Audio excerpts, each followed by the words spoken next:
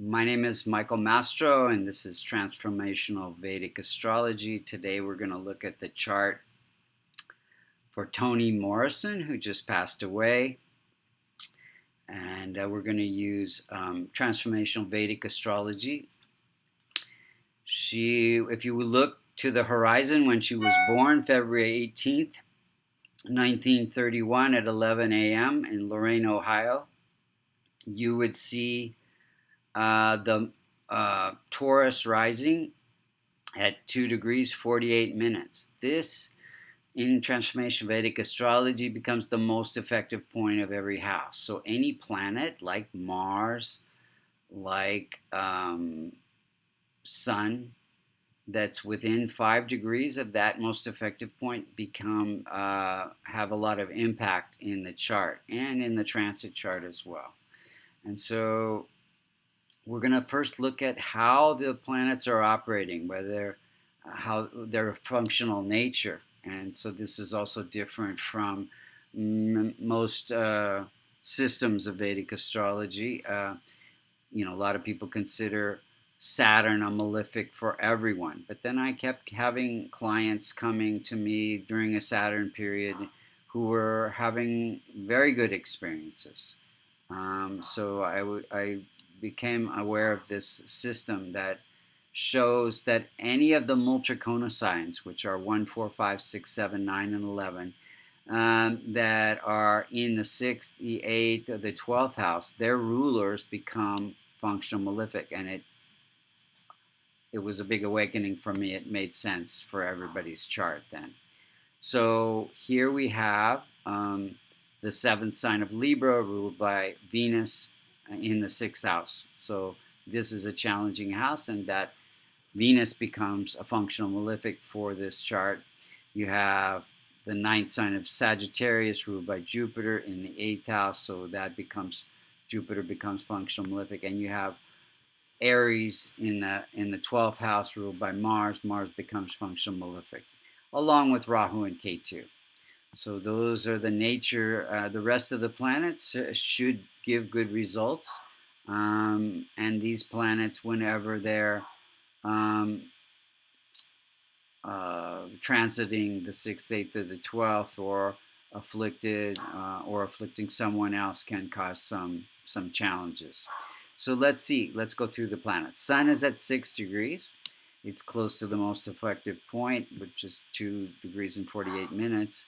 And it is ruling this house, the 4th house of happiness through home life.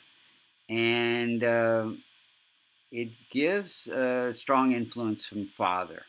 So her father had witnessed a lynching, and because of that, they moved to an area that was a little bit safer. And so at a very early age, she became aware of racial injustices. And so that kind of shaped her life. So let's see.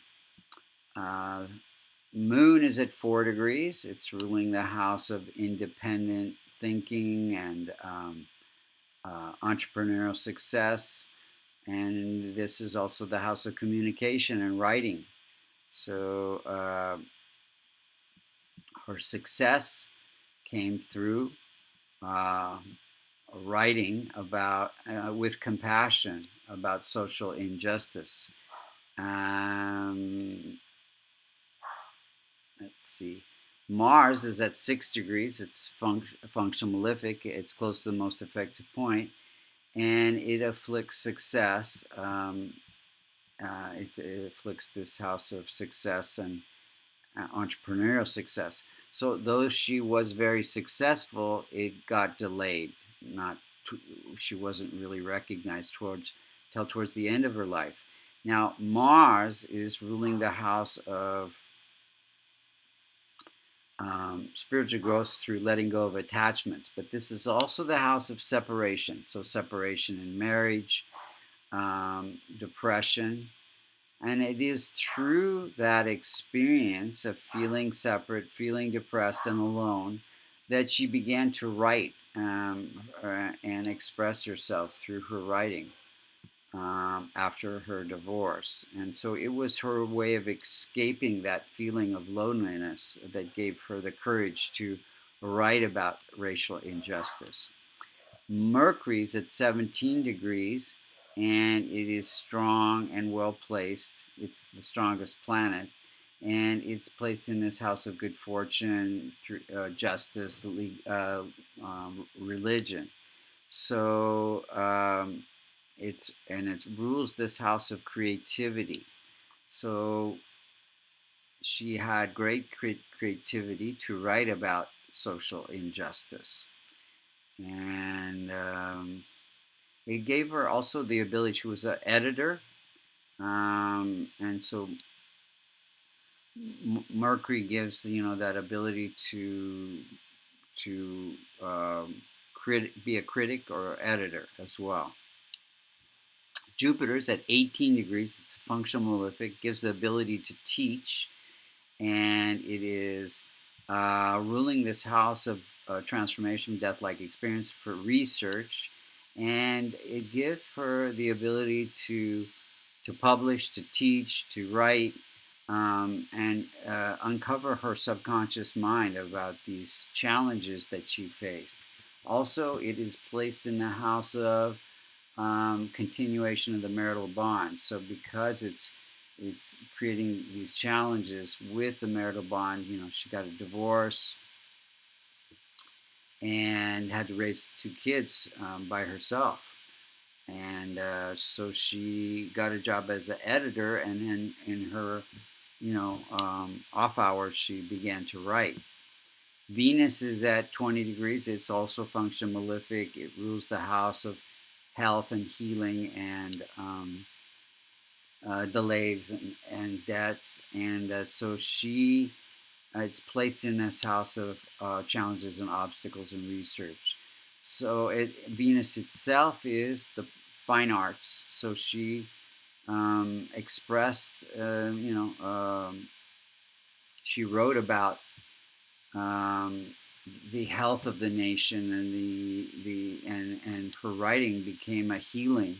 She wrote about all the challenges that she faced, and that became her books became a guide for those people who were going through similar things. But I think Venus itself, being in this house of delays, delayed her success again to later in life. Saturn is 26 degrees, a conjunct Venus. So again, Saturn itself gave her the discipline to write and and be of, her books were of, she actually helped a lot of people through her books. It became like service. And she also did promote service organizations. And I think gave her a lot of life purpose that gave longevity to her life. She was almost 90 when she died. So long life through purpose of writing and exposing injustices. Rahu and Ketu. So Rahu and Ketu are at 22 degrees.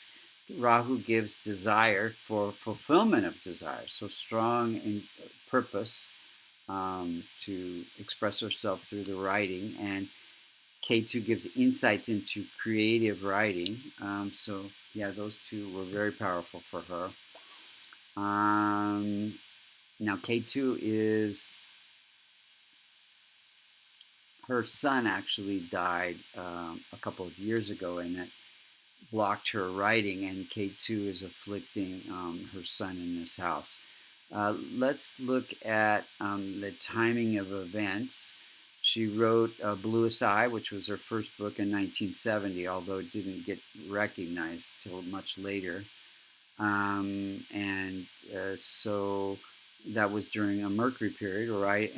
Mercury's communication and writing. Beloved, she wrote in 87 during a Moon period. Moon, again, exposing racial injustice, that a public injustice, right in the house of communication and writing. She became a professor in 89 during a Jupiter period. Jupiter's teaching. She became a Nobel laureate in 1993 during a Venus period. So Venus is also about writing, and I think the delay that's also connected to the delay of being recognized. I mean, she was 1993. She was almost let's see, 40 some years old, and then got the Medal of Freedom when she was almost 60 from Obama during a Sun Moon period. So Sun is, yeah, Moon. Moon, mostly Moon, is in the house of career and then recognition for that. She died in August 5th, 2019, of pneumonia during a Moon Mars period, and so Mars's end of life basically, and Moon is yeah. So let's see.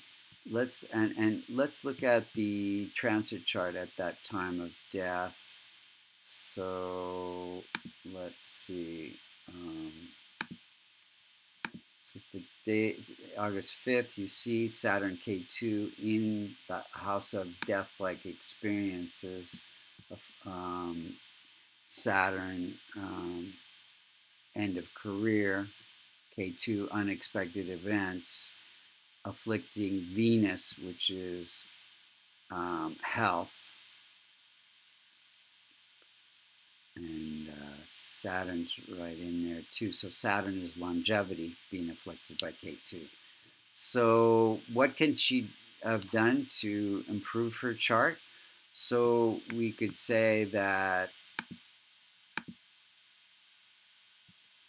she could have strengthened Sun, Moon, Mercury. Mercury is already pretty strong, but even it could have strengthened it even more. And Saturn by wearing a kavash, which contains the Devata yantras to strengthen those. She could have worn sun colors, orange colors, white colors, ruby, pearl, worn a pearl, yellow, let's see, blue sapphire, blue colors. So, and green colors would have been good. Emerald, all of those would have been good things for her. And then transform Mars by helping men that are like brothers, which I think she did, and listening to chants and Hanuman chants, and transform Jupiter by helping spiritual organizations, listening to Ganesh chants, and transforming Venus by helping women, which she definitely did, help other women become inspired to be writers, and listening to Lakshmi chants on Fridays. And then Rahu and K2 helping spiritual organizations, listening to Ganesh chants, and Rahu helping those who cannot help themselves and listening to Shiva chants. So those are the points for Toni Morrison. May she rest in peace. Much beloved writer, exposing social injustice. Thank you for listening.